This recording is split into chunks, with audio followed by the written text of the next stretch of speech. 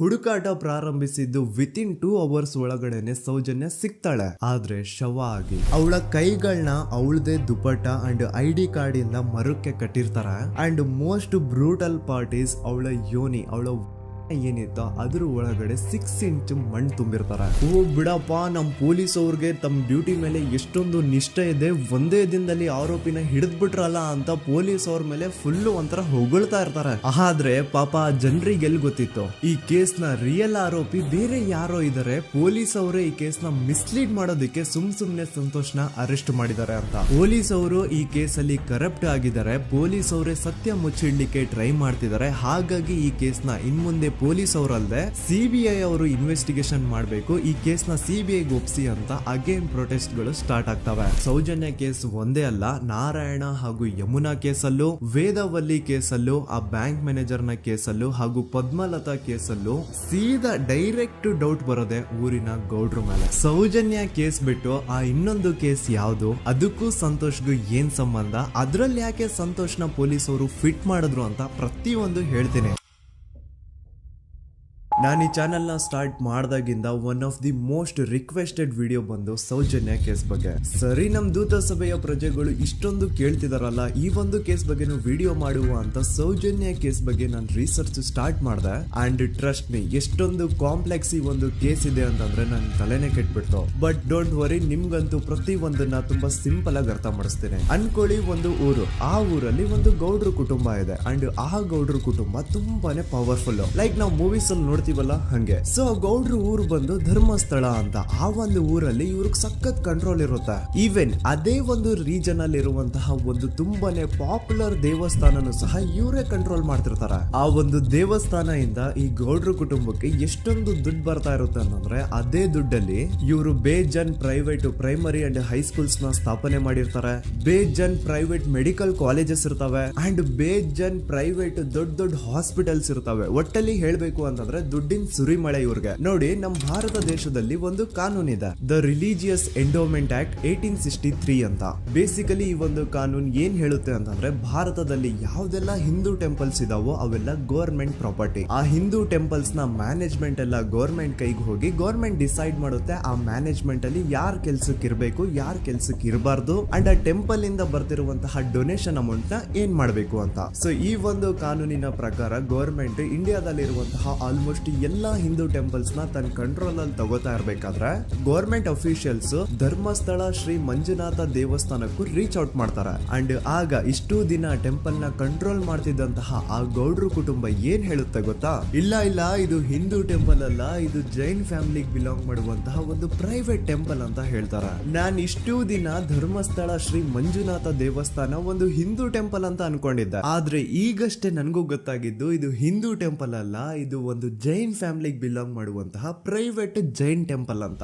So ಹೀಗಾಗಿ government officials ಏನೂ ಮಾಡಕ್ಕಾಗದೆ ಇವತ್ತಿನವರೆಗೂ ಈ ಒಂದು ಧರ್ಮಸ್ಥಳ ಶ್ರೀ ಮಂಜುನಾಥ ದೇವಸ್ಥಾನನ ಒಂದು ಪ್ರೈವೇಟ್ ಟ್ರಸ್ಟ್ ನಡೆಸ್ಕೊಂಡು ಹೋಗ್ತಿದೆ. ಅಂಡ್ ಆ ಪ್ರೈವೇಟ್ ಟ್ರಸ್ಟ್ ನ ಓನರ್ ಯಾರು, ಅದೇ ಗೌಡ್ರ ಕುಟುಂಬ. ನೋಡಿ, ನಾನು ಈ ವಿಡಿಯೋದಲ್ಲಿ ಯಾರ್ದನ್ನು ರಿಯಲ್ ನೇಮ್ಸ್ ನ ಬಳಸ್ತಿಲ್ಲ. ಪ್ರೀವಿಯಸ್ಲಿ ಬೇರೆ ಯೂಟ್ಯೂಬರ್ಸ್ ತಮ್ಮ ವಿಡಿಯೋಸ್ ಅಲ್ಲಿ ರಿಯಲ್ ನೇಮ್ಸ್ ನ ಬಳಸಿದ್ದಾರೆ ಅನ್ನೋ ಒಂದೇ ಒಂದು ಕಾರಣಕ್ಕೆ ಅವ್ರ ವಿಡಿಯೋಸ್ ನ ಡಿಲೀಟ್ ಮಾಡಿಸಿದ್ದಾರೆ. ಸೊ ಅವ್ರ ಜೊತೆ ಆಗಿದ್ದು ನನ್ ಜೊತೆ ಆಗೋದ್ ಬೇಡ, ಸತ್ಯ ಮುಚ್ಚೋಗೋದು ನನ್ಗೆ ಇಷ್ಟ ಇಲ್ಲ. ಹಾಗಾಗಿ ನಾನು ಇಲ್ಲಿ ರಿಯಲ್ ನೇಮ್ಸ್ ನ ಬಳಸ್ತಿಲ್ಲ. ಆದ್ರೆ ನಾನು ಯಾರನ್ನ ಪಾಯಿಂಟ್ ಔಟ್ ಮಾಡಿ ಹೇಳ್ತಿದ್ದೀನಿ ಅನ್ನೋದು ಮಾತ್ರ ನಿಮಗೆ ತುಂಬಾ ಕ್ಲಿಯರ್ಲಿ ಅರ್ಥ ಆಗುತ್ತೆ. Don't worry.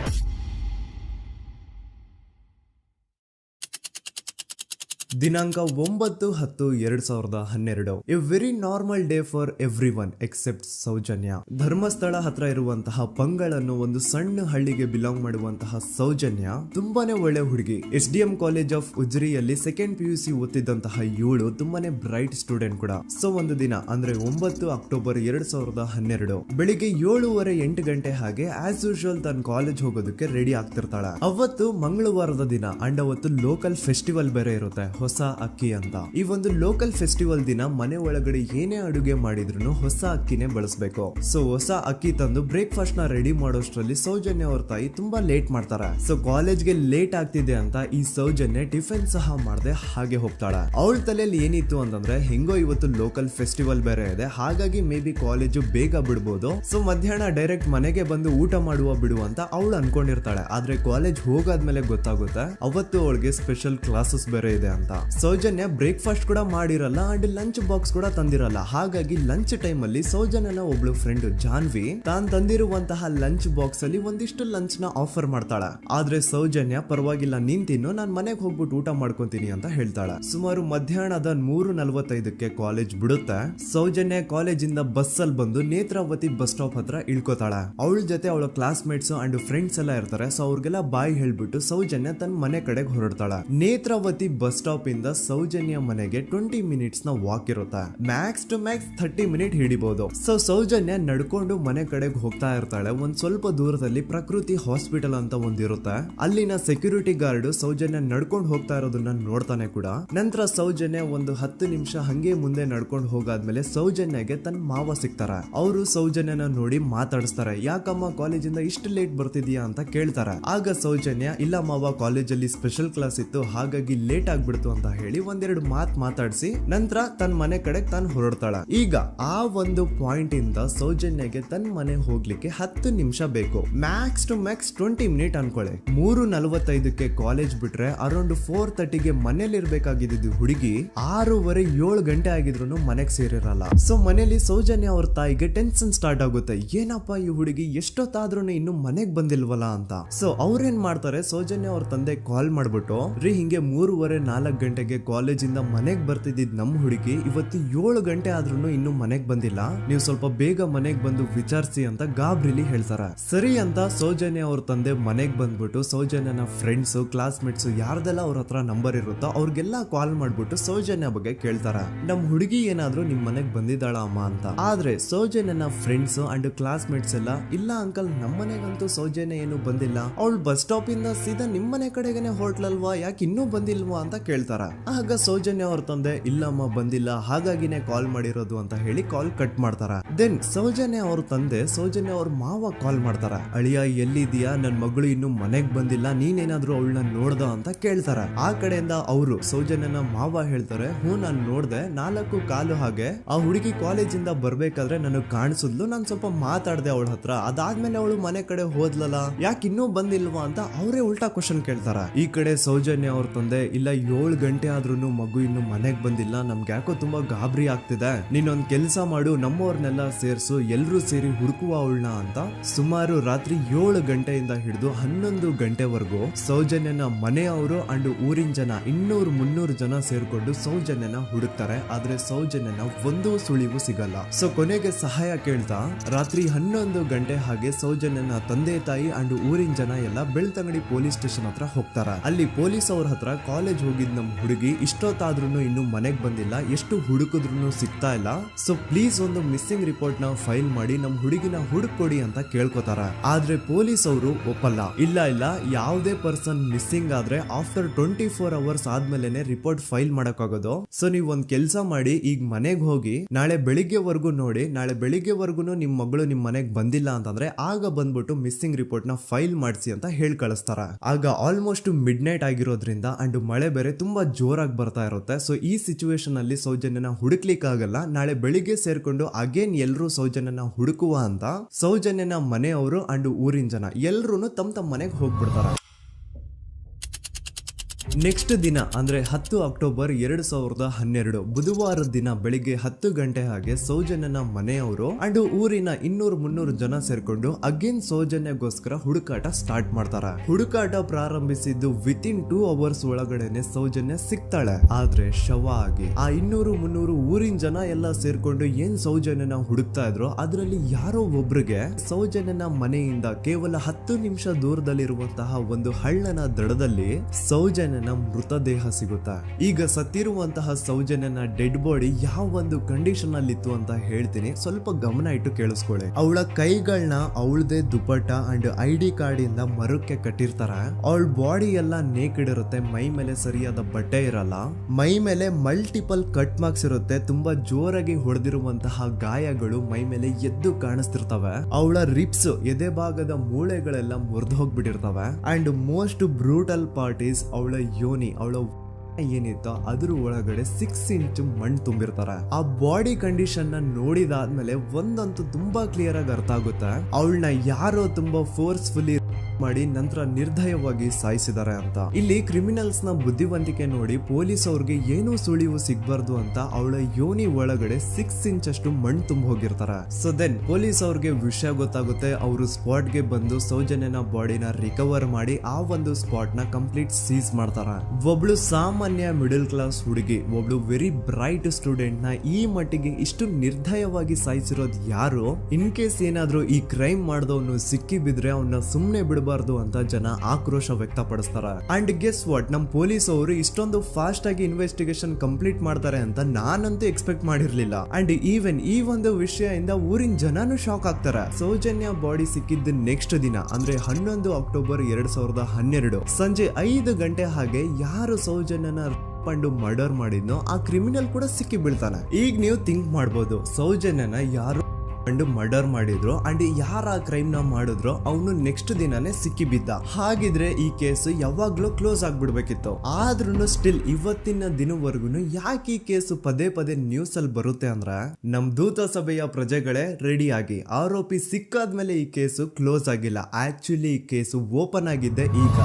ನೋಡಿ, ಸೌಜನ್ಯನ ಬಾಡಿ ಸಿಕ್ಕಿದ್ದು ನೆಕ್ಸ್ಟ್ ದಿನ ಅಂದ್ರೆ 11 ಅಕ್ಟೋಬರ್ 2012 PSI ಯೋಗೇಶ್ ಅವರು ಯಾರನ್ನ ಈ ಕೇಸಲ್ಲಿ ಅರೆಸ್ಟ್ ಮಾಡಿದ್ರು ಅಂದ್ರೆ ಆತನ ಹೆಸರು ಬಂದು ಸಂತೋಷ್ ರಾವ್. 28-29 ವಯಸ್ಸಿರುವಂತಹ Santosh Rao first of all ಧರ್ಮಸ್ಥಳದವನು ಅಲ್ವೇ ಅಲ್ಲ, ಅವನು ಶೃಂಗೇರಿ ಅವನು. ಸಂತೋಷ್ ರಾವ್ ನ ತಂದೆ ಸ್ಕೂಲ್ ಟೀಚರ್ ಅಂಡ್ ತಾಯಿ ಹೌಸ್ ವೈಫ್.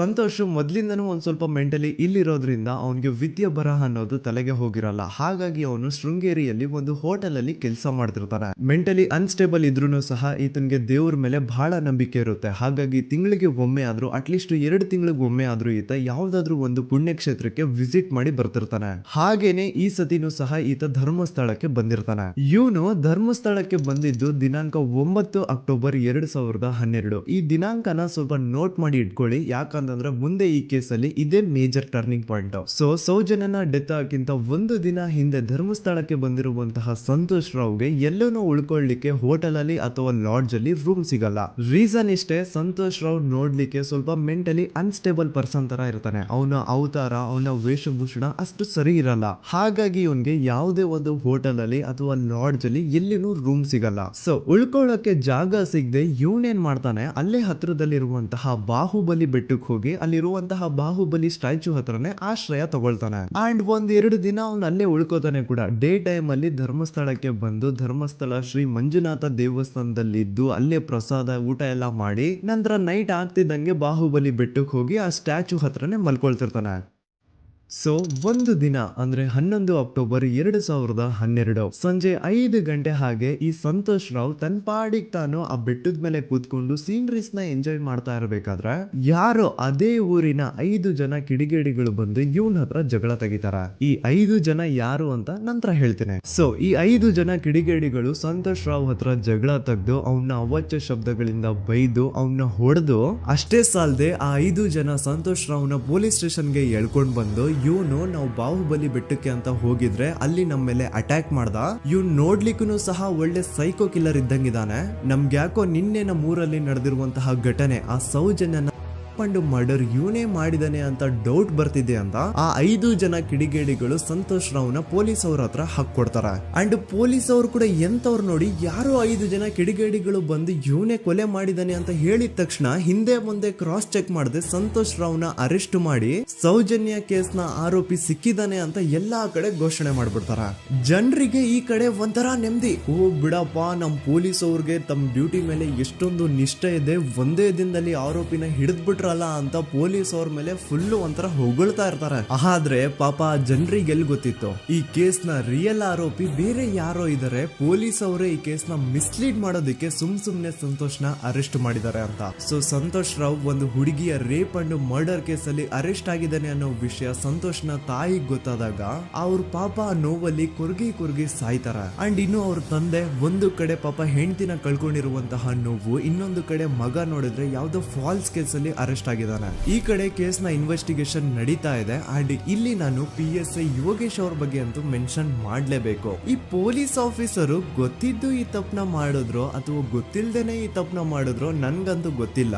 ಸೊ ಇವ್ರು ಏನ್ ಮಾಡ್ತಾರೆ ಅಂತಂದ್ರೆ ಸೌಜನ್ಯನ ಬಾಡಿನ ಪೋಸ್ಟ್ ಮಾರ್ಟಮ್ ಗೆ ಕಳಿಸಿದಾಗ ಡಾಕ್ಟರ್ಸ್ ಹಂಗೋ ಹಿಂಗೋ ಮಾಡಿ ಇಂದ ಕೆಲವೊಂದು ಸ್ಪರ್ಮ್ ನ ಸ್ಯಾಂಪಲ್ಸ್ ಕಲೆಕ್ಟ್ ಮಾಡ್ತಾರ. ಅದನ್ನ ಅವರು PSI ಯೋಗೇಶ್ಗೆ ಕೊಟ್ಟು ಇದನ್ನ ವಿತಿನ್ 72 ಅವರ್ಸ್ ಒಳಗಡೆ ಇನ್ನೊಂದು ಲ್ಯಾಬ್ ಗೆ ಸಬ್ಮಿಟ್ ಮಾಡಿ ಅಂತ ತುಂಬಾ ಕ್ಲಿಯರ್ ಆಗಿ ಹೇಳ್ತಾರೆ. ಆದ್ರೆ PSI ಯೋಗೇಶ್ ಆ ಸ್ಪರ್ಮ್ ಸ್ಯಾಂಪಲ್ಸ್ ನ ವಿತಿನ್ 72 ಅವರ್ಸ್ ಒಳಗಡೆ ಲ್ಯಾಬ್ ಕಳ್ಸೋದಿರ್ಲಿ, ಅದನ್ನ 12 ದಿನ ಆದ್ಮೇಲೆ ಲ್ಯಾಬ್ ಕಳಿಸ್ತಾರ. ಅಷ್ಟೊತ್ತಿಗೆ ಆಲ್ರೆಡಿ ಆ ಸ್ಪರ್ಮ್ ಸ್ಯಾಂಪಲ್ಸ್ ಗೆಲ್ಲ ಫಂಗಸ್ ಹಿಡಿದು ಅದು ಅನ್ಫಿಟ್ ಫಾರ್ ಟೆಸ್ಟಿಂಗ್ ಅಂತ ಬರುತ್ತಾ. ಈಗ ನೀವೇ ಹೇಳಿ, ಎಂತ ಡಂಬೆಸ್ಟ್ ಪರ್ಸನ್ ಪೊಲೀಸ್ ಆಫೀಸರ್ ಆಗಿದ್ರು ಅವನ ಹತ್ರ ಒಂದು ಮರ್ಡರ್ ಕೇಸ್ ಬಂದಾಗ ಅವನ ಹತ್ರ ಇರೋ ಮೇನ್ ಸಾಕ್ಷಿನೇ, ಮೇನ್ ಎವಿಡೆನ್ಸ್ ಆ ಹುಡುಗಿಯ ಇಂದ ಕಲೆಕ್ಟ್ ಆಗುವಂತಹ ಸ್ಪರ್ಮ್ ಸ್ಯಾಂಪಲ್ಸ್. ಸೊ ಅದನ್ನ ಮೊದಲು ಲ್ಯಾಬ್ ಕಳಿಸಿ ಅದನ್ನ ಐಡೆಂಟಿಫೈ ಮಾಡೋದು ಪೊಲೀಸ್ ಅವರ ಫಸ್ಟ್ ಡ್ಯೂಟಿ. ಆದ್ರೆ ಇಲ್ಲಿ PSI ಯೋಗೇಶ್ ಅವರು ಇದನ್ನೇ ಮರ್ತು ಹೋದ್ರು ಅಂತ ನೋಡಿ. ಯಾವುದೇ ಒಂದು ಕೇಸ್ ಅಲ್ಲಿ ಪೊಲೀಸ್ ಅವರು ಆದಷ್ಟು ಎವಿಡೆನ್ಸ್ ನ ಕಲೆಕ್ಟ್ ಮಾಡೋದಕ್ಕೆ ಟ್ರೈ ಮಾಡ್ತಾರ.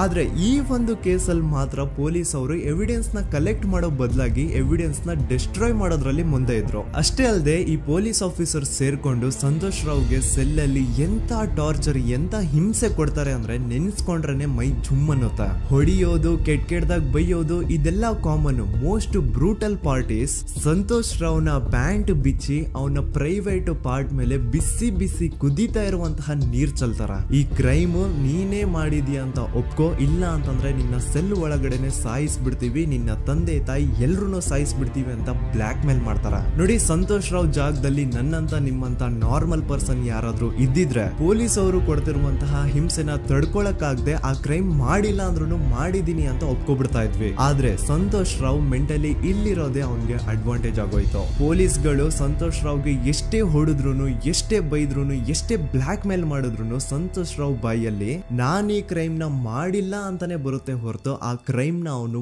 ಒಪ್ಕೊಳ್ಳೋದೇ ಇಲ್ಲ. ದೆನ್ ಕೋರ್ಟ್ ಟ್ರಯಲ್ಸ್ ಸ್ಟಾರ್ಟ್ ಆಗುತ್ತೆ. ಈ ಕ್ರೈಮ್ ನ ಸಂತೋಷೇ ಮಾಡಿದಾನೆ ಅಂತ ಸೌಜನ್ಯ ಕಡೆಯ ಲಾಯರ್ ವಾದ ಮಾಡ್ತಾನೆ. ಅದಕ್ಕೆ ಆಪೋಸಿಟ್ ಆಗಿ ಸಂತೋಷ್ ರಾವ್ ಕಡೆಯಿಂದ ಒಬ್ರು ಲಾಯರ್ ಇಲ್ಲ, ಸಂತೋಷ್ ರಾವ್ ಈ ಕ್ರೈಮ್ ನ ಮಾಡ್ಲಿಕ್ಕೆ ಸಾಧ್ಯನೇ ಇಲ್ಲ ಅಂತ ವಾದ ಮಾಡ್ತಿರ್ತಾರೆ. ಅಂಡ್ ಕೋರ್ಟ್ ಇಂದ ಆಚೆಗಡೆ ಸಂತೋಷ್ ರಾವ್ ನ ಅಗೇನ್ಸ್ಟ್ ಸ್ಟೂಡೆಂಟ್ಸ್ ಪ್ರೊಟೆಸ್ಟ್ ನಡೆಯುತ್ತೆ, ಪಬ್ಲಿಕ್ ಪ್ರೊಟೆಸ್ಟ್ ನಡೆಯುತ್ತೆ. ಅರೆಸ್ಟ್ ಆಗಿರುವಂತಹ ಸಂತೋಷ್ ರಾವ್ಗೆ ಗಲ್ಲಿಗೇರಿಸ್ರಿ ಅಂತ ಅವ್ರು ಡಿಮ್ಯಾಂಡ್ ಮಾಡ್ತಿರ್ತಾರೆ. ಸೊ ಹೀಗೆ ಒಂದು 2-3 ವರ್ಷ ಕಳೆದು ಹೋಗುತ್ತೆ. ನಂತರ ಒಂದು ಕೋರ್ಟ್ ಟ್ರಯಲ್ ಅಲ್ಲಿ ಸಂತೋಷ್ ರಾವ್ ಪರವಾಗಿ ಹೋರಾಡ್ತಿದ್ದಂತಹ ಲಾಯರ್ ಯಾಕೆ ಈ ಕೇಸ್ ಅಲ್ಲಿ ಸಂತೋಷ್ ಆರೋಪಿ ಅಲ್ಲ ಅಂತ ಪ್ರೂವ್ ಮಾಡ್ಲಿಕ್ಕೆ ಕೆಲವೊಂದು ಪಾಯಿಂಟ್ಸ್ ನ ಮುಂದೆ ಇಡ್ತಾರೆ. ಅದೇನಂತಂದ್ರೆ, ಮೊದಲನೇದಾಗಿ ಸಂತೋಷ್ ರಾವ್ ಈ ಕ್ರೈಮ್ ನ ಮಾಡಿದಾನೆ ಅಂತ ಒಬ್ರು ಒಂದು ಐ ವಿಟ್ನೆಸ್ ಇರಲ್ಲ. ಇನ್ನೊಂದೇನು ಅಂತಂದ್ರೆ, ಯಾವೊಂದು ಕಂಡೀಷನ್ ಅಲ್ಲಿ, ಯಾವೊಂದು ಬ್ರೂಟಲ್ ಕಂಡೀಷನ್ ಅಲ್ಲಿ ಸೌಜನ್ಯನ ಬಾಡಿ ಸಿಕ್ಕಿತ್ತೋ ಅದನ್ನ ಗಮನದಲ್ಲಿಟ್ಕೊಂಡು ಸ್ವಲ್ಪ ಪ್ರಾಕ್ಟಿಕಲ್ ಆಗಿ ಥಿಂಕ್ ಮಾಡಿದ್ರೆ ಆ ಒಂದು ಭೀಕರ ಕ್ರೈಮ್ ನ ಒಬ್ನೇ ಮಾಡ್ಲಿಕ್ಕೆ ಸಾಧ್ಯನೇ ಇಲ್ಲ. ಇನ್ನೊಂದು ಪಾಯಿಂಟ್ ಏನು ಅಂತಂದ್ರೆ, ಸೌಜನ್ಯನ ಇಂದ ಪೊಲೀಸ್ ಅವ್ರಿಗೆ ಯಾವುದೇ ಸ್ಪರ್ಮ್ ಸ್ಯಾಂಪಲ್ ಸಿಗ್ಬಾರ್ದು ಅಂತ 6 ಇಂಚು ಅಷ್ಟು ಮಣ್ಣು ಹಾಕಿರ್ತಾರ. ಸೊ ಈಗ ನೀವೇ ಹೇಳಿ, ಮೆಂಟಲಿ ಇಲ್ಲಿರುವಂತಹ ಪರ್ಸನ್ಗೆ ಇಷ್ಟೊಂದು ಬುದ್ಧಿವಂತಿಕೆ ಇರುತ್ತಾ ಅನ್ಕೊಳ್ಳಿ. ಅಷ್ಟೊಂದು ಬುದ್ಧಿವಂತಿಕೆ ಅವ್ನಿಗಿದ್ರು ಆ ಕ್ರೈಮ್ ಮಾಡಾದ್ಮೇಲೆ ಅವನ ಆ ಊರಿಂದ ಓಡ್ ಹೋಗ್ಬೋದಾಗಿತ್ತು. ಆದ್ರೆ ಮತ್ತ್ಯಾಕೆ ಅವನು ಅದೇ ಊರಲ್ಲೇ ಇರ್ತಾನೆ. ಅಂಡ್ ಸೌಜನ್ಯ ಕೊನೆಯದಾಗಿ ಪ್ರಕೃತಿ ಹಾಸ್ಪಿಟಲ್ ಮುಂದ್ಗಡೆಯಿಂದ ನಡ್ಕೊಂಡು ಹೋಗ್ತಾ ಇರ್ಬೇಕಾದ್ರೆ ಆ ಪ್ರಕೃತಿ ಹಾಸ್ಪಿಟಲ್ ನ ಸೆಕ್ಯೂರಿಟಿ ಗಾರ್ಡ್ ನೋಡ್ತಾನೆ. ಅಂಡ್ ಪ್ರಕೃತಿ ಹಾಸ್ಪಿಟಲ್ ನ ಆಚೆಗಡೆ CCTV ಕ್ಯಾಮೆರಾನು ಇರುತ್ತೆ. ಸಡನ್ಲಿ ಆ CCTV ಫುಟೇಜ್ ಕೂಡ ಕಾಣೆ ಆಗ್ಬಿಡುತ್ತಾ. ಇನ್ನೊಂದೇನು ಅಂತಂದ್ರೆ, ಸೌಜನ್ಯ ಮರ್ಡರ್ ಆಗಿದ್ದು ನೆಕ್ಸ್ಟ್ ದಿನಾನೇ ಪೊಲೀಸ್ ಅವರು ಆರೋಪಿನ ಹಿಡಿದ್ರು. ಸೊ ಹಾಗಿದ್ದಾಗ ಆ ಕಲೆಕ್ಟ್ ಮಾಡಿರುವಂತಹ ಸ್ಪರ್ಮ್ ಸ್ಯಾಂಪಲ್ಸ್ ನ ಲ್ಯಾಬ್ ಗೆ ಕಳಿಸಿ ಇವನೇ ಆರೋಪಿ ಅಂತ ಕನ್ಫರ್ಮ್ ಮಾಡೋ ಬದಲಾಗಿ ಯಾಕೆ ಪೊಲೀಸ್ ಅವರು ಆ ಸ್ಪರ್ಮ್ ಸ್ಯಾಂಪಲ್ಸ್ ನ ತಮ್ಮ ಹತ್ರನೇ ಇಟ್ಕೊಂಡು 12 ದಿನವರೆಗೂ ಅದಕ್ಕೆ ಫಂಗಸ್ ಹಿಡಿಯೋವರೆಗೂ ಕಾದು ಆಮೇಲೆ ಅದನ್ನ ಲ್ಯಾಬ್ ಕಳಿಸಿದ್ರು. ಅಂಡ್ ಮೇನ್ ಇಂಪಾರ್ಟೆಂಟ್ ಆಗಿ ಸಂತೋಷ್ ರಾವ್ಗೆ ಒಂದು ಗುಪ್ತ ರೋಗ ಇರುತ್ತೆ, ಅದೇ ಫಿಮೋಸಿಸ್ ಅಂತ. ಈ ಕಾಯಿಲೆ ಏನು ಅಂತ ನಾನು ಈ ವಿಡಿಯೋದಲ್ಲಿ ಡೀಟೇಲ್ಡ್ ಆಗಿ ಎಕ್ಸ್ಪ್ಲೈನ್ ಮಾಡ್ಲಿಕ್ಕೆ ಆಗಲ್ಲ. ಜಸ್ಟ್ ತಿಳ್ಕೊಳ್ಳಿ, ಈ ಒಂದು ಕಾಯಿಲೆ ಇರೋರು ಇಂಟಿಮಸಿ ಮಾಡ್ಲಿಕ್ಕೆ ಆಗಲ್ಲ. ಇನ್ ಕೇಸ್ ಮಾಡಿದ್ರು ಅವರು ಸುಖ ಅಲ್ಲ ನರಕ ಕಾಣ್ತಾರ. ಸೊ ಇಷ್ಟೆಲ್ಲ ವ್ಯಾಲಿಡ್ ಪಾಯಿಂಟ್ಸ್, ಇಷ್ಟೆಲ್ಲ ಫ್ಯಾಕ್ಟ್ಸ್ ಕಣ್ ಮುಂದೆ ಇರಬೇಕಾದ್ರೆ ಸ್ಟಿಲ್ ಪೊಲೀಸ್ ಅವರು ಯಾಕೆ ಈ ಕ್ರೈಮ್ ನ ಸಂತೋಷ್ ರಾವೇ ಮಾಡಿದಾನೆ ಅಂತ ಇವನ್ ಹಿಂದೆ ಬಿದ್ದಿದ್ದಾರೆ.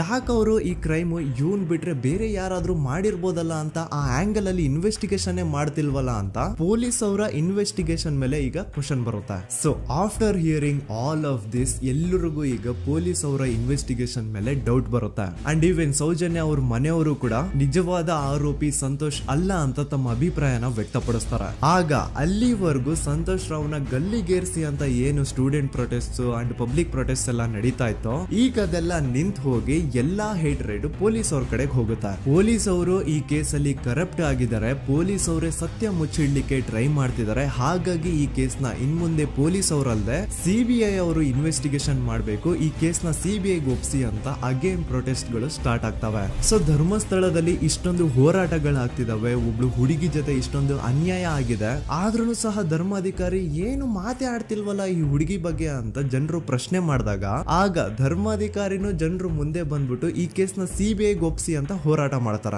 ನಂತರ ಈ ಒಂದು ಕೇಸು ಪೊಲೀಸ್ ಅವರಿಂದ ಸಿಬಿಐ ಕೈಗೆ ಹೋಗುತ್ತೆ. ಸಿಬಿಐ ಕೈಗೆ ಹೋಗಿದ ತಕ್ಷಣ ಇಲ್ಲೇನು ಸತ್ಯ ಹೊರಗೆ ಬಂದಿಲ್ಲ. ಆ ಸಿಬಿಐ ಅವರು 3-4 ವರ್ಷ ಟೈಮ್ ತಗೊಂಡು ಮತ್ತೆ ಈ ಒಂದು ಕೇಸ್ನ ರೀ ಇನ್ವೆಸ್ಟಿಗೇಷನ್ ಮಾಡ್ತಾರ. ಆದ್ರೆ ಅಲ್ಲೇನು ಇನ್ವೆಸ್ಟಿಗೇಷನ್ ಮಾಡ್ಲಿಕ್ಕೆ ಉಳ್ದೇ ಇರಲ್ಲ. ಆ ಪೊಲೀಸ್ ಅವರು ಅವ್ರ ಕೈಯಲ್ಲಿ ಈ ಕೇಸು ಇದ್ದಷ್ಟು ದಿನ ಎಷ್ಟಾಗುತ್ತೋ ಅಷ್ಟು ಎವಿಡೆನ್ಸ್ ನ ಡಿಸ್ಟ್ರಾಯ್ ಮಾಡ್ಬಿಟ್ಟಿರ್ತಾರ. ಸೊ ಹಾಗಾಗಿ ಅಲ್ಲಿ ಸಿಬಿಐ ಅವ್ರಿಗೆ ಇನ್ವೆಸ್ಟಿಗೇಷನ್ ಮಾಡ್ಲಿಕ್ಕೆ ಏನ್ ಉಳ್ದೇ ಇರಲ್ಲ. ಆದ್ರೂ ಸ್ಟಿಲ್ ಅವರು 3-4 ಇಯರ್ಸ್ ಟೈಮ್ ತಗೊಂಡು ನಂತರ ಫೈನಲಿ ಒಂದು ರಿಪೋರ್ಟ್ ನ ಕೋರ್ಟ್ ಗೆ ಸಬ್ಮಿಟ್ ಮಾಡ್ತಾರ. ಅಂಡ್ ಸಿಬಿಐ ಅವರು ಕೋರ್ಟ್ ಗೆ ಸಬ್ಮಿಟ್ ಮಾಡಿರುವಂತಹ ಆ ಒಂದು ರಿಪೋರ್ಟ್ ಅಲ್ಲಿ ಏನಿತ್ತು ಅಂದ್ರೆ ಸಿಬಿಐ ಇನ್ವೆಸ್ಟಿಗೇಷನ್ ಕನ್ಫರ್ಮ್ಸ್ ದಟ್ ಈ ಒಂದು ಕ್ರೈಮ್ ನ ಸಂತೋಷ್ ರಾವ್ ಮಾಡಿದಾನೆ ಅಂತ. ಆದ್ರೆ ಐರಾನಿ ಈಸ್ ಇದೇ ಒಂದು ರಿಪೋರ್ಟ್ ಅಲ್ಲಿ ಇವ್ರು ಏನ್ ಹೇಳ್ತಾರೆ ಅಂದ್ರೆ ಅವ್ರಿಗೆ ಯಾವುದೇ ತರ ಎವಿಡೆನ್ಸ್ ಸಿಕ್ಕಿಲ್ಲ ಅಂತ. ಯಾಕಂದ್ರೆ ಈ ಸೌಜನ್ಯ ಕೇಸು ಪೊಲೀಸ್ ಅವ್ರ ಕೈಯಲ್ಲಿ ಇದ್ದಾಗ ಪೊಲೀಸ್ ಅವರು ತಮ್ಮ ನಿರ್ಲಕ್ಷ್ಯದಿಂದ ಎಲ್ಲಾ ಎವಿಡೆನ್ಸ್ ನ ಕಳ್ಕೊಂಡ್ಬಿಟ್ಟಿರ್ತಾರ. ಅಂತದ್ರಲ್ಲಿ ಯಾವ ಒಂದು ಆಧಾರದ ಮೇಲೆ ಇವರು ಸಂತೋಷ್ ರಾವ್ ಈ ಕ್ರೈಮ್ ನ ಮಾಡಿದ್ದಾರೆ ಅಂತ ಕ್ವಶನ್ ಮಾಡಿದಾಗ ಸಿಬಿಐ ಅವ್ರ ಕಡೆಯಿಂದ ನೋ ಆನ್ಸರ್. ನೋಡಿ, ಮೊದ್ಲು ಈ ಒಂದು ಕೇಸ್ ನ ಪೊಲೀಸ್ ಅವರು ಇನ್ವೆಸ್ಟಿಗೇಷನ್ ಮಾಡಿ ನಂತರ ಈ ಒಂದು ಕೇಸು ಸಿಬಿಐ ಅವ್ರ ಕೈಗೆ ಹೋಗಿ ಅವರು 3-4 ವರ್ಷ ಟೈಮ್ ತಗೊಂಡು ಇನ್ವೆಸ್ಟಿಗೇಷನ್ ಮಾಡಿ ದೆನ್ ಫೈನಲ್ ರಿಪೋರ್ಟ್ ನ ಕೋರ್ಟ್ ಗೆ ಸಬ್ಮಿಟ್ ಮಾಡೋಷ್ಟ್ರಲ್ಲಿ ಸುಮಾರು 5-6 ವರ್ಷ ಕಳೆದು ಹೋಗಿರುತ್ತೆ. ಅಂಡ್ ಸ್ಟಿಲ್ ಈ ಒಂದು ಕೇಸಲ್ಲಿ ಏನೂ ಕನ್ಕ್ಲೂಷನ್ ಸಿಕ್ಕಿರಲ್ಲ. ಎವ್ರಿ ಇಯರ್ ಸೌಜನ್ಯನ ಬರ್ತ್ಡೇ ಇದ್ದಾಗ ಅಥವಾ ತಿಥಿ ಇದ್ದಾಗ ಅವಳನ್ನ ನೆನೆಸ್ಕೊಂಡು ಅವಳ ಹೆಸರಲ್ಲಿ public protest and student protest ನಡೀತಾನೆ ಇರ್ತವೆ. ಸೊ ಒಂದು ದಿನ ಈ ಒಂದು ಪ್ರೊಟೆಸ್ಟ್ ಗಳ ನ್ಯೂಸ್ ಗಿರೀಶ್ ಮುಟ್ಟಣ್ಣನವರ ಗಮನಕ್ಕೆ ಬರುತ್ತೆ. ಯಾರೀ ಗಿರೀಶ್ ಮುಟ್ಟಣ್ಣನವರ ಅಂದ್ರೆ ಇವರು very honest X police man. ನೀವು ನಂಬಲ್ಲ, ಇವ್ರು ಪೊಲೀಸ್ ಆಫೀಸರ್ ಇದ್ದಾಗ ಪಬ್ಲಿಕ್ ಅಲ್ಲಿ ಒಬ್ಬ MLA ಹೊಡೆದಿರ್ತಾರ. ಅಷ್ಟೇ ಅಲ್ಲ, ಪೊಲೀಸ್ ಡಿಪಾರ್ಟ್ಮೆಂಟ್ ಅಲ್ಲಿ ಕರಪ್ಷನ್ ಇದೆ, ಕರಪ್ಷನ್ ಇದ್ದಿದ್ ಕಡೆ ನಾನ್ ಇರಲ್ಲ ಅಂತ ಹೇಳ್ಬಿಟ್ಟು ತಮ್ಮ ಪೊಲೀಸ್ ಡ್ಯೂಟಿನ ಬಿಟ್ಬಿಟ್ಟು ಈಗ ಸಮಾಜದಲ್ಲಿ ಏನೇ ಅನ್ಯಾಯ ಆಗಿದ್ರು ಅದ್ರ ಅಗೇನ್ಸ್ಟ್ ವಾಯ್ಸ್ ರೈಸ್ ಮಾಡ್ತಿದಾರ. ಸೊ ಈ ಗಿರೀಶ್ ಮುಟ್ಟಣ್ಣನವರಿಗೆ ಸೌಜನ್ಯ ಕೇಸ್ ಬಗ್ಗೆ ಗೊತ್ತಾದಾಗ ಅವ್ರಿಗೆ ಈ ಕೇಸು ತುಂಬಾನೇ ಕಾಡುತ್ತೆ. ಅಲ್ಲ, ಇಷ್ಟೊಂದು ವರ್ಷಗಳಾಗೋಯ್ತು ಆ ಹುಡುಗಿ ಜೊತೆ ಅನ್ಯಾಯ ಆಗಿ, ಸ್ಟಿಲ್ ಈ ಒಂದು ಕೇಸ್ ನ ಕನ್ಕ್ಲೂಷನ್ ಸಿಕ್ತಿಲ್ವಲ್ಲ, ಏನ್ ನಡೀತಿದೆ ಧರ್ಮಸ್ಥಳದಲ್ಲಿ ಅರ್ಥ ಆಗ್ತಿಲ್ವಲ್ಲ ಅಂತ ಈ ಗಿರೀಶ್ ಅವರು ತಮ್ಮ ಹಳೆ ಪೊಲೀಸ್ ಕಾಂಟ್ಯಾಕ್ಟ್ಸ್ ನ ಯೂಸ್ ಮಾಡ್ಕೊಂಡು ಆ ಸೌಜನ್ಯ ಕೇಸ್ ಫೈಲ್ ನ ಒಂದು ಕಾಪಿನ ತಮ್ಮ ಹತ್ರ ತರಿಸ್ಕೋತಾರ. ಆ ಒಂದು ಕೇಸ್ ಫೈಲ್ ಅಲ್ಲಿ ಸೌಜನ್ಯ ಬಗ್ಗೆ ಅಷ್ಟೇ ಅಲ್ಲದೆ ಸಂತೋಷ್ ರಾವ್ ಬಗ್ಗೆನೂ ಇನ್ಫಾರ್ಮೇಶನ್ ಇರುತ್ತೆ. ಅಂಡ್ ಗಿರೀಶ್ ಅವರು ಸಂತೋಷ್ ಬಗ್ಗೆ ಇರುವಂತಹ ಇನ್ಫಾರ್ಮೇಶನ್ ನೋಡ್ತಾ ಇರ್ಬೇಕಾದ್ರೆ ಅವರು ಒಂದು ವಿಷಯನ ನೋಟಿಸ್ ಮಾಡ್ತಾರ. ಅದೇನಂತಂದ್ರೆ ಪೊಲೀಸ್ ಅವರು ಸಂತೋಷ್ ರಾವ್ನ ಬರೀ ಸೌಜನ್ಯ ಕೇಸಲ್ಲಿ ಒಂದೇ ಫಿಟ್ ಮಾಡಿರಲ್ಲ, ಸೌಜನ್ಯ ಸಾಯೋಕ್ಕಿಂತ 20 ದಿನ ಹಿಂದೆ ಧರ್ಮಸ್ಥಳದಲ್ಲೇ ನಡೆದಿರುವಂತಹ ಒಂದು ಕ್ರೈಮ್ ಅಲ್ಲಿನೂ ಸಹ ಸಂತೋಷ್ ರಾವ್ ಆರೋಪಿ ಅಂತ ಮೆನ್ಷನ್ ಮಾಡಿರ್ತಾರ. ಸೊ ಸೌಜನ್ಯ ಕೇಸ್ ಬಿಟ್ಟು ಆ ಇನ್ನೊಂದು ಕೇಸ್ ಯಾವುದು, ಅದಕ್ಕೂ ಸಂತೋಷ್ಗೂ ಏನ್ ಸಂಬಂಧ, ಅದ್ರಲ್ಲಿ ಯಾಕೆ ಸಂತೋಷ್ನ ಪೊಲೀಸ್ ಅವರು ಫಿಟ್ ಮಾಡಿದ್ರು ಅಂತ ಪ್ರತಿಯೊಂದು ಹೇಳ್ತೀನಿ. ಆದ್ರೆ ನಾನಿಲ್ಲಿ ಯಾರ್ದು ರಿಯಲ್ ನೇಮ್ಸ್ ನ ಬಳಸಲ್ಲ. ಯಾಕಂದ್ರೆ ಮುಂದೆ ಕೇಸಲ್ಲಿ ತುಂಬಾ ದೊಡ್ಡ ಪವರ್ಫುಲ್ ವ್ಯಕ್ತಿಗಳ ಹೆಸರುಗಳು ಬರ್ತವೆ. ಅಂಡ್ ನನ್ ವಿಡಿಯೋ ಯೂಟ್ಯೂಬ್ ಇಂದ ಡಿಲೀಟ್ ಆಗೋದು ನನ್ಗೆ ಇಷ್ಟ ಇಲ್ಲ. ಹಾಗಾಗಿ ನಾನಿಲ್ಲಿ ಯಾರ್ದು ರಿಯಲ್ ನೇಮ್ಸ್ ನ ಬಳಸ್ತಿಲ್ಲ. ಬಟ್ ಯಾರ ಬಗ್ಗೆ ಹೇಳ್ತಿದ್ದೀನಿ ಅಂತ ಒಂದ್ ಸ್ವಲ್ಪ ನೀವೇ ಅರ್ಥ ಮಾಡ್ಕೊಳ್ಳಿ.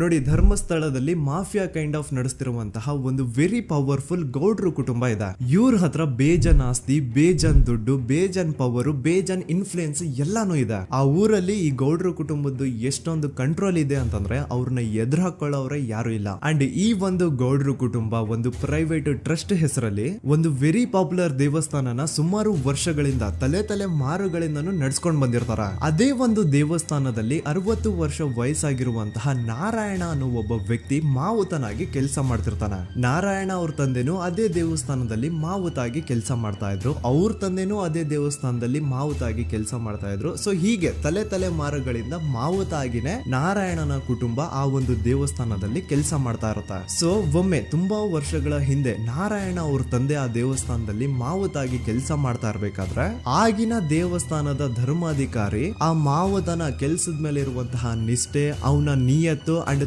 ತಲೆಮಾರುಗಳಿಂದ ಅವರು ದೇವಸ್ಥಾನಕ್ಕೆ ಸಲ್ಲಿಸ್ತಿರುವಂತಹ ಸೇವೆನ ಮೆಚ್ಚಿ ಆ ಧರ್ಮಾಧಿಕಾರಿ ಆ ನಾರಾಯಣ ಅವ್ರ ತಂದೆ ಆ ಮಾವತನಿಗೆ ಒಂದು ಜಮೀನ್ ಕೊಡ್ತಾರೆ ಆಸ್ ಎ ಗಿಫ್ಟ್ ಆಗಿ. ಸೊ ಈಗ ಫ್ಲಾಶ್ ಬ್ಯಾಕ್ ಇಂದ ಒಂದ್ ಸ್ವಲ್ಪ ಮುಂದೆ ಬರುವ 2010-11ರಲ್ಲಿ ಯಾವೊಂದು ಜಮೀನ ಆಗಿನ ಧರ್ಮಾಧಿಕಾರಿ ನಾರಾಯಣ ಅವ್ರ ತಂದೆಗೆ ಆಸ್ ಎ ಗಿಫ್ಟ್ ಆಗಿ ಕೊಟ್ಟಿದ್ರು, ಈಗ ನಾರಾಯಣ ಅವ್ರ ತಂದೆ ಸತ್ ಹೋಗಿ ಆ ಒಂದು ಜಮೀನು ನಾರಾಯಣ ಹೆಸರಿಗೆ ಆಗಿರುತ್ತೆ. ಅಂಡ್ ಆಗಷ್ಟೇ ಗೊತ್ತಾಗುತ್ತೆ ಆ ಜಮೀನ ವೆರಿ ಆಪೋಸಿಟ್ ಒಂದು ದೊಡ್ಡ ಹೈವೇ ಬರ್ತಿದೆ ಅಂಡ್ ಅದರಿಂದ ಜಮೀನ ರೇಟು 10 ಪಟ್ಟು ಜಾಸ್ತಿ ಆಗುತ್ತೆ ಅಂತ.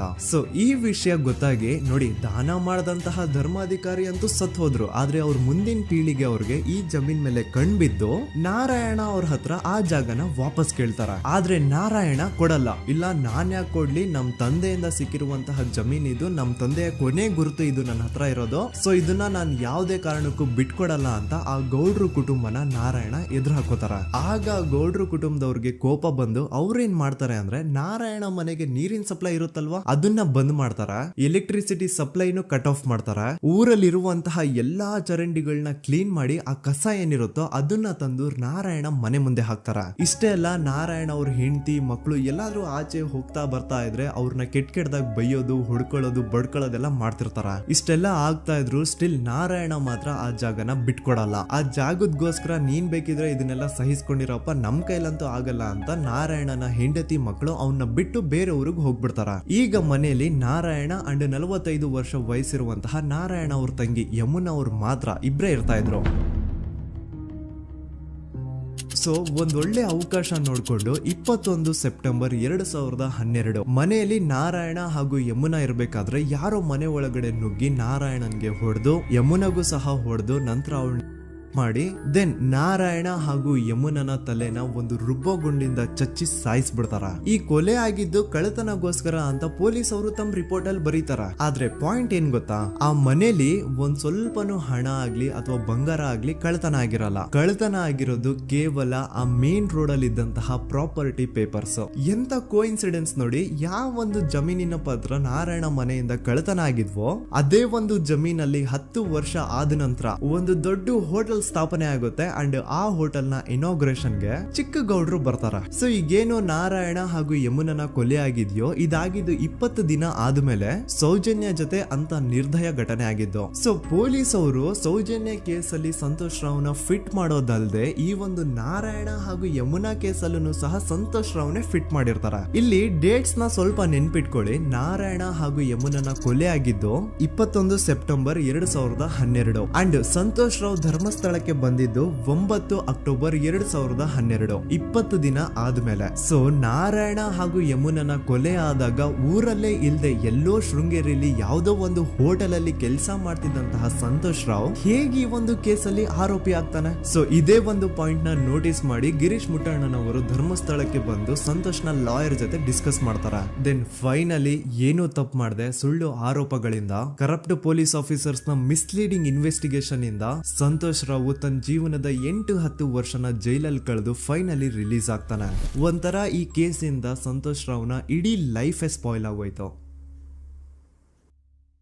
ಈಗ ಸಂತೋಷ್ ರಾವ್ ರಿಯಲ್ ಆರೋಪಿ ಅಲ್ಲ ಅಂತ ಕೋರ್ಟ್ ಅಲ್ಲಿ ಪ್ರೂವ್ ಆಯ್ತು. ಹಾಗಿದ್ರೆ ರಿಯಲ್ ಆರೋಪಿ ಯಾರು? ಪೊಲೀಸ್ ಅವರು ಯಾಕೆ ಕೇಸಲ್ಲಿ ಇಷ್ಟೊಂದು ಅನ್ಫೇರ್ ಇನ್ವೆಸ್ಟಿಗೇಷನ್ ಮಾಡಿದ್ರು? ಯಾರ ರಿಯಲ್ ಹೆಸರನ್ನ ಮುಚ್ಚಿಡ್ಲಿಕ್ಕೆ ಪೊಲೀಸ್ ಆಫೀಸರ್ಸ್ ಈ ಒಂದು ಕೇಸಲ್ಲಿ ಸಂತೋಷ್ ರಾವ್ನ ಸಿಗ್ಹಾಕ್ಸಿದ್ರು? ಇದೆಲ್ಲ ಥಿಂಕ್ ಮಾಡ್ತಾ ಹೋದ್ರೆ ನೋಡಿ ಆ ಊರಲ್ಲಿ ಆ ಪೊಲೀಸ್ ಆಫೀಸರ್ಸ್ಗೆ ಲಂಚ ಕೊಡೋಷ್ಟು, ಒಂದು ಪೊಲೀಸ್ ಇನ್ವೆಸ್ಟಿಗೇಷನ್ ನ ಸ್ಟಾಪ್ ಮಾಡೋಷ್ಟು ಅಥವಾ ಆ ಇನ್ವೆಸ್ಟಿಗೇಷನ್ ನ ಮಿಸ್ಲೀಡ್ ಮಾಡೋಷ್ಟು ಇನ್ಫ್ಲುಯೆನ್ಸ್ ಆಗ್ಲಿ, ಪವರ್ ಆಗ್ಲಿ ಅಥವಾ ಮನಿ ಆಗ್ಲಿ ಊರಿನ ಗೌಡ್ರು ಹತ್ರ ಮಾತ್ರ ಇದ್ದಿದ್ದು. ಸೊ ಈಗ ಸಂಶಯದ ಮುಳ್ಳು ಗೌಡ್ರು ಕಡೆ ತಿರುಗುತ್ತಾ ನೋಡಿ. ಪೊಲೀಸ್ ಅವರು ಸುಮ್ನೆ ಸಂತೋಷ್ ರಾವ್ನ ನಾರಾಯಣ ಹಾಗೂ ಯಮುನಾ ಕೇಸಲ್ಲಿ ಫಿಟ್ ಮಾಡಿದ್ರು. ಈಗ ಆ ಒಂದು ಕೊಲೆ ಪ್ರಕರಣಕ್ಕೂ ಸಂತೋಷ್ ರಾವ್ಗೂ ಏನು ಸಂಬಂಧನೇ ಇರ್ಲಿಲ್ಲ. ಹಂಗೆ ಥಿಂಕ್ ಮಾಡಿ ನಾರಾಯಣ ಸತ್ರೆ ಅಥವಾ ಅವನ ತಂಗಿ ಯಮುನಾ ಸತ್ರೆ ಯಾರಿಗ ಅಡ್ವಾಂಟೇಜ್ ಆಗುತ್ತೆ? ಊರಿನ ಗೌಡ್ರಿಗೆ, ಯಾಕಂದ್ರೆ ಅವ್ರಿಗೆ ಜಮೀನ್ ಸಿಗುತ್ತಾ. ಸೊ ಈಗ ನಾರಾಯಣ ಹಾಗೂ ಯಮುನಾ ಕೇಸಲ್ಲಿ ಸಂತೋಷ್ ರಾವ್ ಆರೋಪಿ ಅಲ್ಲ ಅಂತ ಪ್ರೂವ್ ಆದ್ಮೇಲೆ ಹಾಗಿದ್ರೆ ಆ ಕೊಲೆ ಮಾಡ್ದವ್ರು ಯಾರು ಅಂತ ಹಾಗೆ ಥಿಂಕ್ ಮಾಡಿದ್ರೆ ಗಿರೀಶ್ ಮುಟ್ಟಣ್ಣನವರಿಗೆ ಆ ಊರಿನ ಗೌಡ್ರ ಮೇಲೆ ಡೌಟ್ ಬರುತ್ತೆ. ಅದೇ ಒಂದು ಡೌಟ್ ಅಲ್ಲಿ ಗಿರೀಶ್ ಮುಟ್ಟಣ್ಣನವರು ಮಹೇಶ್ ತಿಮ್ರೊಡ್ಡಿ ಅಂತ ಇನ್ನೊಬ್ರ ಜೊತೆ ಸೇರ್ಕೊಂಡು ಈ ಹಿಂದೆ ಆ ಒಂದು ಊರಲ್ಲಿ ಆ ಧರ್ಮಸ್ಥಳದಲ್ಲಿ ಈ ಊರಿನ ಗೌಡ್ರು ಯಾವ್ದಾವ್ದೆಲ್ಲ ಕ್ರೈಮ್ಗಳು ಮಾಡಿದಾರೆ ಅಂತ ಊರಿನ ಜನರಿಂದ ತಿಳ್ಕೊತಾರ. ನಂತರ ಆ ಊರಿನ ಜನ ಯಾವ್ದಾವ್ದೆಲ್ಲ ಮ್ಯಾಟರ್ಸ್ ಹೇಳಿದ್ರು ಆ ಕೇಸ್ ಫೈಲ್ಸ್ ನೆಲ್ಲ ತಿರುಗಿಸಿ ಮುರುಗಿಸಿ ನೋಡಿದಾಗ ನೀವು ನಂಬಲ್ಲ, ಸೌಜನ್ಯ ಕೇಸ್ ಏನೇನು ಅಲ್ಲ, ಅದಕ್ಕಿಂತ ಭೀಕರ ಕೊಲೆಗಳು ಧರ್ಮಸ್ಥಳದಲ್ಲಿ ಆಗಿವೆ ಅಂಡ್ ಎಲ್ಲಾ ಕೊಲೆಗಳ ಹಿಂದೆ ಗೌಡ್ರು ಕುಟುಂಬದ್ದೇ ಕೈ ಇದೆ ಅಂತ ಎದ್ದು ಕಾಣಿಸುತ್ತೆ. 1977 ವೇದಾವಲ್ಲಿ ಕೇಸ್. ಧರ್ಮಸ್ಥಳ ಹತ್ತಿರ SDM ಪ್ರೈಮರಿ ಅಂಡ್ ಹೈಸ್ಕೂಲ್ ಅಂತ ಒಂದು ಸ್ಕೂಲ್ ಇರುತ್ತೆ ಅಂಡ್ ಈ ಒಂದು ಪ್ರೈವೇಟ್ ಸ್ಕೂಲ್ ಬೇರೆ ಯಾರ್ದು ಅಲ್ಲ, ಆ ಗೌಡ್ರು ಕುಟುಂಬದ. ಈ ಸ್ಕೂಲ್ ಅಲ್ಲಿ 1977 ಅಲ್ಲಿ ವೇದಾವಲ್ಲಿ ಅಂತ ಒಬ್ರು ಟೀಚರ್ ವರ್ಕ್ ಮಾಡ್ತಿರ್ತಾರ. ವೇದಾವಲ್ಲಿ ಆ ಟೀಚರ್ ಜಾಬ್ಗೆ ತುಂಬಾನೇ ಓವರ್ ಕ್ವಾಲಿಫೈಡ್. ಅವರ ಕ್ವಾಲಿಫಿಕೇಶನ್ಸ್ ನ ಗಮನದಲ್ಲಿ ಇಟ್ಕೊಂಡ್ರೆ ಅವ್ರಿಗೆ HM ಅಥವಾ ಪ್ರಿನ್ಸಿಪಲ್ ನ ಪೋಸ್ಟ್ ಸಿಗ್ಬೇಕು. ಆದ್ರೂ ಸಹ ವೇದಾವಲ್ಲಿ ಆಸ್ ಎ ಟೀಚರ್ ಆಗಿನೇ ಕೆಲಸ ಮಾಡ್ಕೊಂಡು ಹೋಗ್ತಿರ್ತಾರ. ಒಮ್ಮೆ ಏನಾಗುತ್ತೆ, ಸ್ಕೂಲ್ ಅಲ್ಲಿ ಪ್ರಿನ್ಸಿಪಲ್ ನ ಪೋಸ್ಟ್ ಖಾಲಿ ಆಗುತ್ತೆ ಅಂಡ್ ಆ ಒಂದು ಪೋಸ್ಟ್ ಗೆ ಎಲ್ರು ಏನ್ ಅನ್ಕೊಳ್ತಾರೆ, ವೇದಾವಲ್ಲಿನೇ ಸೆಲೆಕ್ಟ್ ಮಾಡೋದು ಅಂತ. ಆದ್ರೆ ವೇದಾವಲ್ಲಿಯ ಕ್ಯಾಸ್ಟ್ ಬೇರೆ ಇದೆ ಅನ್ನೋ ಒಂದೇ ಒಂದು ಕಾರಣಕ್ಕೆ ಆ ಪ್ರಿನ್ಸಿಪಲ್ ನ ಪೋಸ್ಟ್ ವೇದಾವಲ್ಲಿಗೆ ಸಿಗದೆ ಬೇರೆ ಯಾರನ್ನೋ ತಂದು ಕೂರಿಸ್ಬಿಟ್ಟಿರ್ತಾರ. ಇದರಿಂದ ಟೀಚರ್ ವೇದಾವಲ್ಲಿಗೆ ತುಂಬಾ ಕೋಪ ಬಂದು ಅವ್ರ ಸ್ಕೂಲ್ ಮುಂದೆ ಪ್ರೊಟೆಸ್ಟ್ ಮಾಡೋದ್ ಸ್ಟಾರ್ಟ್ ಮಾಡ್ತಾರ ಅಂಡ್ ಈ ವಿಷಯ ಸ್ಕೂಲ್ ನ ಓನರ್ಸ್ ಗೆ ಇಷ್ಟ ಆಗಲ್ಲ. ಸೊ ಅವರು ಆ ಕೋಪನ ಹಾಗೆ ಮನ್ಸಲ್ಲಿ ಇಟ್ಕೊಂಡಿರ್ತಾರ.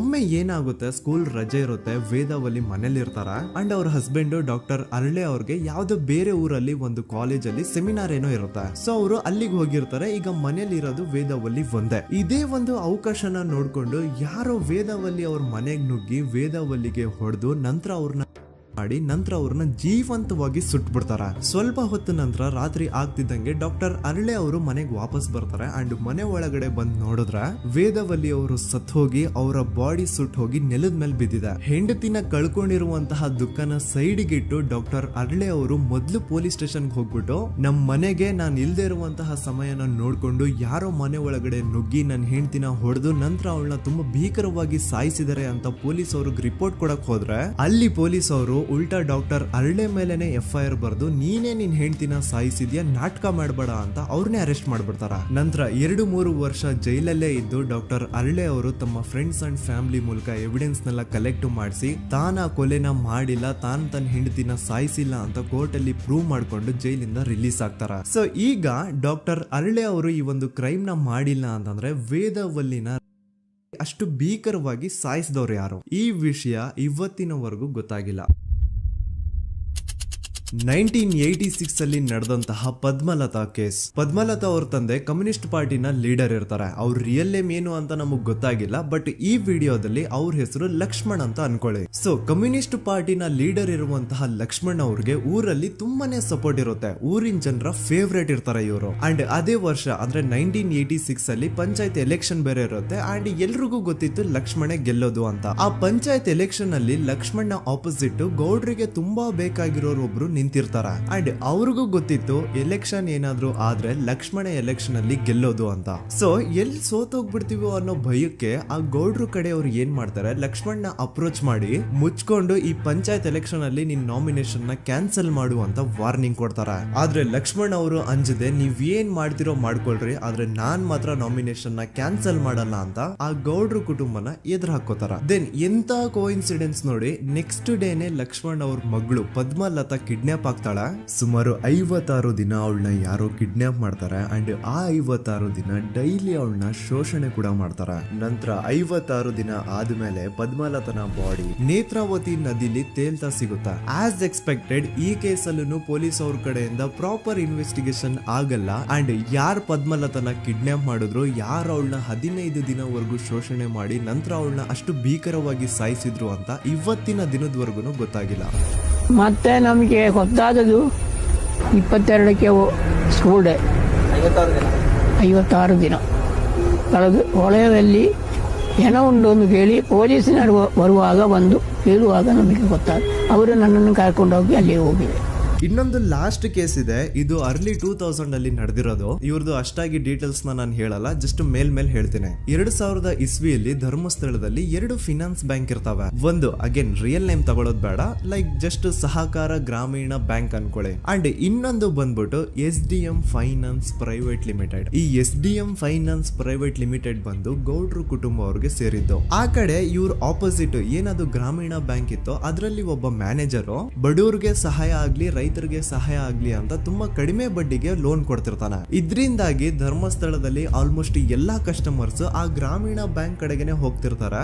SDM ಫೈನಾನ್ಸ್ ಪ್ರೈವೇಟ್ ಲಿಮಿಟೆಡ್ ಕಡೆಗೆ ಯಾರು ಬರ್ತಿರಲ್ಲ. ಇದರಿಂದ ಗೌಡ್ರಿಗೆ ಲಾಸ್ ಆಗ್ತಿರುತ್ತ. ಸೊ ಅವ್ರೇನ್ ಮಾಡ್ತಾರೆ, ಆ ಗ್ರಾಮೀಣ ಬ್ಯಾಂಕ್ ನ ಮ್ಯಾನೇಜರ್ ಏನಿದ್ನೋ ಅವನ್ಗೆ ಒಂದು ಸ್ವೀಟ್ ವಾರ್ನಿಂಗ್ ಕೊಡ್ತಾರ. ಮುಚ್ಕೊಂಡು ಇನ್ಮೇಲೆ ಇಂದ ನಿನ್ ಲೋನ್ಸ್ ಕೊಡೋದನ್ನ ನಿಲ್ಸ್ಬಿಡು. ಇನ್ ಕೇಸ್ ಲೋನ್ ಕೊಟ್ರು ನಾವ್ ಯಾವ ಇಂಟ್ರೆಸ್ಟ್ ರೇಟ್ ಗೆ ಲೋನ್ ನ ಕೊಡ್ತಾ ಇದೀವೋ ಅದೇ ರೇಟ್ ಗೆ ನೀನು ಕೊಡುವ ಅಂತ ಫೋರ್ಸ್ ಮಾಡ್ತಾರ.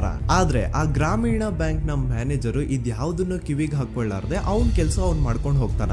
ದೆನ್ ಸಡನ್ಲಿ ಒಂದು ದಿನ ಬ್ಯಾಂಕ್ ಮ್ಯಾನೇಜರ್ ನ ಹೆಂಡತಿನ ಮನೆ ಒಳಗಡೆನೆ ನುಗ್ಗಿ ಯಾರು ಮಾಡಿ ತುಂಬಾ ಭೀಕರವಾಗಿ ಸಾಯಿಸ್ಬಿಡ್ತಾರ. ಇದರ ರಿಗಾರ್ಡಿಂಗ್ ಆ ಬ್ಯಾಂಕ್ ಮ್ಯಾನೇಜರ್ ಪೊಲೀಸ್ ಸ್ಟೇಷನ್ ಅಲ್ಲಿ ಕಂಪ್ಲೇಂಟ್ ಕೊಡಕ್ ಹೋದ್ರೆ ಪೊಲೀಸ್ ಅವರು ಉಲ್ಟಾ ಆ ಬ್ಯಾಂಕ್ ಮ್ಯಾನೇಜರ್ ಹೆಸರಲ್ಲೇ FIR ಬರ್ದು ನೀನೇ ನಿನ್ ಹೆಂಡತಿನ ಸಾಯಿಸಿದ್ಯಾ ಅಂತ ಅವನ್ನೇ ಅರೆಸ್ಟ್ ಮಾಡ್ಬಿಡ್ತಾರ. ನಂತರ ಒಂದ್ 2-3 ವರ್ಷ ಆ ಬ್ಯಾಂಕ್ ಮ್ಯಾನೇಜರ್ ಜೈಲಲ್ಲಿ ಇರ್ತಾನೆ. ಅದಾದ್ಮೇಲೆ ಅವನ ಕ್ರೈಮ್ ನ ಮಾಡಿಲ್ಲ ಅಂತ ಕೋರ್ಟ್ ಅಲ್ಲಿ ಪ್ರೂವ್ ಆಗುತ್ತೆ. ಆದ್ರೆ ರಿಯಲ್ ಕ್ರೈಮ್ ಮಾಡಿದವರು ಯಾರು ಅಂತ still it's A question mark. And ಇನ್ನೊಂದು ನಾರಾಯಣ ಅಂಡ್ ಯಮುನಾ ಕೇಸ್ ಬಗ್ಗೆ ಅಂತೂ ನಾನು ಆಗ್ಲೇ ನಿಮ್ಗೆ ಎಕ್ಸ್ಪ್ಲೇನ್ ಮಾಡಿದೆ. ಸೊ ಎಂತ ಕೋಇನ್ಸಿಡೆಂಟ್ಸ್ ಗಳು ನೋಡಿ, ಯಾರೆಲ್ಲ ಆ ಧರ್ಮಸ್ಥಳದಲ್ಲಿ ಗೌಡ್ರು ಕುಟುಂಬನ ಎದುರಾಕೊಂಡಿದಾರೋ ಅವ್ರ ಜೀವನದಲ್ಲಿ ಏನೋ ಒಂದು ತುಂಬಾ ದೊಡ್ಡ ದುರಂತ ನಡೆದು ಹೋಗುತ್ತಾ. ಅಂಡ್ ಸರ್ಪ್ರೈಸಿಂಗ್ಲಿ ಅವ್ರ ಕೇಸಲ್ಲಿ ಪೊಲೀಸ್ ಅವ್ರ ಕಡೆಯಿಂದ ಪ್ರಾಪರ್ ಇನ್ವೆಸ್ಟಿಗೇಷನ್ ಆಗಲ್ಲ. ಅಂಡ್ ಯಾರ ಕ್ರೈಮ್ ನ ಮಾಡಿದ್ರು ಅಂತ ಯಾವತ್ತೂ ಹೊರಗೆ ಬರೋದೇ ಇಲ್ಲ. ಸೊ ಈ ಗೌಡ್ರು ಕುಟುಂಬದವರು ಧರ್ಮಸ್ಥಳದಲ್ಲಿ ಬೇಜನ್ ಕರ್ಮಕಾಂಡಗಳನ್ನ ಮಾಡಿದ್ದಾರೆ. ಅಂಡ್ ಅವ್ರ ಪವರ್ ಅಂಡ್ ಅವ್ರಿಗಿರುವಂತಹ ಇನ್ಫ್ಲೂಯೆನ್ಸ್ ಇಂದ ಆ ಎಲ್ಲಾ ಕೇಸ್ ನ ಮುಚ್ಚಾಕಿದ್ದಾರೆ ಅಂತ ಮಹೇಶ್ ಹಾಗೂ ಗಿರೀಶ್ ಮುಟ್ಟಣ್ಣನವರ ಹೇಳಿಕೆ ಆಗಿದೆ. ಸೊ ಗೌಡ್ರು ಫ್ಯಾಮಿಲಿನ ಟ್ರ್ಯಾಕ್ ರೆಕಾರ್ಡ್ ನೋಡಿದ್ರೆ ಧರ್ಮಸ್ಥಳದಲ್ಲಿ ಒಂದು ಹುಡುಗಿನ ರೇಪ್ ಅಂಡ್ ಮರ್ಡರ್ ಮಾಡಿ ದೆನ್ ಪೊಲೀಸ್ ಅವ್ರಿಗೆ ಲಂಚ ಕೊಟ್ಟು ಇನ್ವೆಸ್ಟಿಗೇಷನ್ ನ ಮಿಸ್ಲೀಡ್ ಮಾಡೋಷ್ಟು ಪವರ್ ಇನ್ಫ್ಲೂಯೆನ್ಸ್ ಈ ಗೌಡ್ರು ಕುಟುಂಬಕ್ಕೆ ಮಾತ್ರ ಇರೋದು. ಈಗ ಸಂತೋಷ್ ರಾವ್ ಅಂತೂ ಸೌಜನ್ಯ ಕೇಸಲ್ಲಿ ಆರೋಪಿ ಅಲ್ಲ ಅಂತ ಪ್ರೂವ್ ಆಯ್ತು. ಹಾಗಿದ್ರೆ ರಿಯಲ್ ಆರೋಪಿ ಯಾರು? ನೆನಪು ಮಾಡ್ಕೊಳ್ಳಿ, 11 ಅಕ್ಟೋಬರ್ 2012 ಸಂಜೆ 5 ಗಂಟೆ ಹಾಗೆ ಬಾಹುಬಲಿ ಬೆಟ್ಟದಲ್ಲಿ ಸಂತೋಷ್ ರಾವ್ ತನ್ನ ಪಾಡಿಗೆ ತಾನು ಸೀನರೀಸ್ ನ ಎಂಜಾಯ್ ಮಾಡ್ಕೊಂಡು ಸುಮ್ನೆ ಕೂತಿರ್ಬೇಕಾದ್ರೆ ಅವನ ಹತ್ರ 5 ಜನ ಕಿಡಿಗೇಡಿಗಳು ಬಂದು ಜಗಳ ತೆಗಿತಾರ. ಆ 5 ಜನ ಕಿಡಿಗೇಡಿಗಳು ಯಾರು ಅಂತ ನಾನು ಇಲ್ಲಿವರೆಗೂ ನಿಮ್ಗೆ ಹೇಳಿಲ್ಲ. ಸೊ ಅವರು ಬೇರೆ ಯಾರು ಅಲ್ಲ, ಚಿಕ್ಕ ಗೌಡ್ರು ಮಗ ನಿಶಾಂತ್ ಜೈನ್ ನ ವೆರಿ ಕ್ಲೋಸ್ ಫ್ರೆಂಡ್ಸ್. ಅವ್ರು ದಣಿ ಮಾಡಿರುವಂತಹ ಕ್ರೈಮ್ ಅಲ್ಲಿ ಬೇರೆ ಯಾರನ್ನಾದ್ರೂ ಸಿಗಿಸ್ಬೇಕಲ್ಲ ಅಂತ ಇವ್ರು ಬಕ್ರ ಹುಡುಕ್ತಾ ಇರ್ಬೇಕಾದ್ರೆ ಆಗ ಇವ್ರಿಗೆ ಸಿಗೋದೆ ಸಂತೋಷ್ ರಾವ್. ಅಗೇನ್ ಇನ್ನೊಂದು ಎಂತ ಕೋಇನ್ಸಿಡೆನ್ಸ್ ನೋಡಿ, ಸಂತೋಷ್ ರಾವ್ ಸೌಜನ್ಯ ಕೇಸಲ್ಲಿ ಅರೆಸ್ಟ್ ಆದ ನಂತರ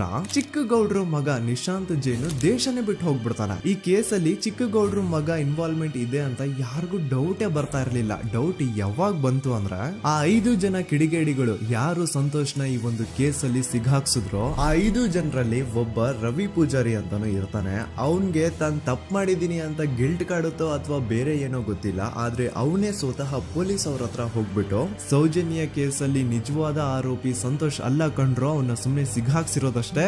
ನಿಜವಾದ ಆರೋಪಿಗಳು ಚಿಕ್ಕ ಗೌಡ್ರು ಮಗ ನಿಶಾಂತ್ ಜೈನ್ ಅಂಡ್ ಅವನ್ ಫ್ರೆಂಡ್ಸ್ ಸೂರಜ್, ಕಿರಣ್ ಅಂಡ್ ಕಣ್ಮಣಿ ಅಂತ. ಈ ಎಲ್ಲಾ ವಿಷಯನ ರವಿ ಪೂಜಾರಿ ಪೊಲೀಸ್ ಅವ್ರಿಗೆ ತಿಳಿಸ್ತಾನೆ. ಅಗೇನ್ ಎಂತ ಒಂದು ಕೋಇನ್ಸಿಡೆನ್ಸ್ ನೋಡಿ, ಈ ವಿಷಯಗಳನ್ನ ಊರಿನ ಜನರ ಮುಂದೆ ಹೇಳಿದಂತಹ ರವಿ ಪೂಜಾರಿ ಆಕಸ್ಮಿಕವಾಗಿ ಸತ್ ಹೋಗ್ಬಿಡ್ತಾನೆ. ಇವನು ಹೇಳಿದ್ದು ನಿಜ ಅಂತ ಜನರಿಗೆ ಯಾವಾಗ ಕನ್ಫರ್ಮ್ ಆಗುತ್ತೆ ಅಂದ್ರೆ ಸೌಜನ್ಯಗೆ ತುಂಬಾ ಹತ್ರವಾದವ್ರು ಒಬ್ರು ಯಶೋಧ ಅನ್ನೋರು ಕೋರ್ಟ್ ಅಲ್ಲಿ ಬಂದ್ಬಿಟ್ಟು ಸೌಜನ್ಯ ಕೊಲೆ ಆಗಿದ್ದ ದಿನ ಆ ಒಂದು ಸ್ಪಾಟ್ ಅಲ್ಲಿ ನಾನು ಈ 3 ಜನರನ್ನ ನೋಡಿದ್ದೆ ಅಂತ ಸಾಕ್ಷಿ ಹೇಳ್ತಾರೆ. ಈಗ ಎಲ್ಲಾ ಡಾಟ್ಸ್ ನ ಕನೆಕ್ಟ್ ಮಾಡ್ತಾ ಹೋದ್ರೆ ಸೌಜನ್ಯ ಕೇಸ್ ಒಂದೇ ಅಲ್ಲ, ನಾರಾಯಣ ಹಾಗೂ ಯಮುನಾ ಕೇಸಲ್ಲೂ, ವೇದವಲ್ಲಿ ಕೇಸಲ್ಲೂ, ಆ ಬ್ಯಾಂಕ್ ಮ್ಯಾನೇಜರ್ ನ ಕೇಸಲ್ಲೂ ಹಾಗೂ ಪದ್ಮಲತಾ ಕೇಸಲ್ಲೂ ಸೀದಾ ಡೈರೆಕ್ಟ್ ಡೌಟ್ ಬರೋದೆ ಊರಿನ ಗೌಡ್ರ ಮೇಲೆ. I really want to appreciate Kudla rampage YouTube channel, third eye YouTube channel, Girish ಮುಟ್ಟಣ್ಣನವರು ಸರ್ ಹಾಗೂ ಮಹೇಶ್ ಅವರು ಅಂಡ್ ಆಲ್ ಅದರ್ಸ್. ಇವರ ಕಾನ್ಸ್ಟೆಂಟ್ ಎಫರ್ಟ್ಸ್ ಇಂದಾನೆ ಸತ್ಯ ಏನಂತ 1 by 1 ಹೊರಗೆ ಬರ್ತಿದೆ and they are trying their level best to catch real criminals. At present Sowjanya case ಬಗ್ಗೆ ಅಪ್ಡೇಟ್ ಏನು ಅಂತಂದ್ರೆ ಹೈಕೋರ್ಟ್ ವರೆಗೂ ಈ ಒಂದು ಕೇಸ್ ಹೋಗಿದೆ ಅಂಡ್ ಈ ಕೇಸ್ ಅಲ್ಲಿ ಈಗ ಇನ್ನೊಮ್ಮೆ ಮತ್ತೆ ಫ್ರೆಶ್ ಆಗಿ ರೀಇನ್ವೆಸ್ಟಿಗೇಷನ್ ಸ್ಟಾರ್ಟ್ ಆಗಬೇಕು ಅಂತ ಹೋರಾಟ ನಡೀತಿದೆ. ಸುದೂತ ಪ್ರಜೆಗಳೇ, ಇದಾಗಿತ್ತು ಸೌಜನ್ಯ ಕೇಸ್ ಬಗ್ಗೆ ನಮ್ಮ ಒಂದು ಡೀಟೇಲ್ಡ್ ವಿಡಿಯೋ. ಈ ವಿಡಿಯೋದಲ್ಲಿ ನನ್ನಿಂದ ಎಲ್ಲಾದ್ರೂ ಏನಾದ್ರೂ ಚಿಕ್ಕ ಪುಟ್ಟ ಇನ್ಫಾರ್ಮೇಶನ್ ಮಿಸ್ ಆಗಿದ್ರೆ ಅಥವಾ ಮಿಸ್ಟೇಕ್ ಆಗಿದ್ರೆ ಅದನ್ನ ದಯವಿಟ್ಟು ಕಮೆಂಟ್ ಸೆಕ್ಷನ್ ಅಲ್ಲಿ ಹೈಲೈಟ್ ಮಾಡಿ. ಈ ವಿಡಿಯೋ ಯಾವಾಗ ಯೂಟ್ಯೂಬ್ ಇಂದ ಡಿಲೀಟ್ ಆಗುತ್ತೋ ನನ್ಗಂತೂ ಗೊತ್ತಿಲ್ಲ. ಸೊ ಪ್ಲೀಸ್ ಆದಷ್ಟು ಬೇಗ ಇದನ್ನ ಎಲ್ಲಾ ಕಡೆ ಶೇರ್ ಮಾಡಿ. ಓಕೆ ಪ್ರಜೆಗಳೇ, ಇವತ್ತಿಗಿಷ್ಟು ಸಾಕು ಅನ್ಕೊಳ್ತೀನಿ. ನಾನು ನಿಮ್ಮ ದೂತ ಸಮೀರ್ MD. ಮತ್ತೆ ಸಿಗ್ತೀನಿ ನೆಕ್ಸ್ಟ್ ವಿಡಿಯೋದಲ್ಲಿ.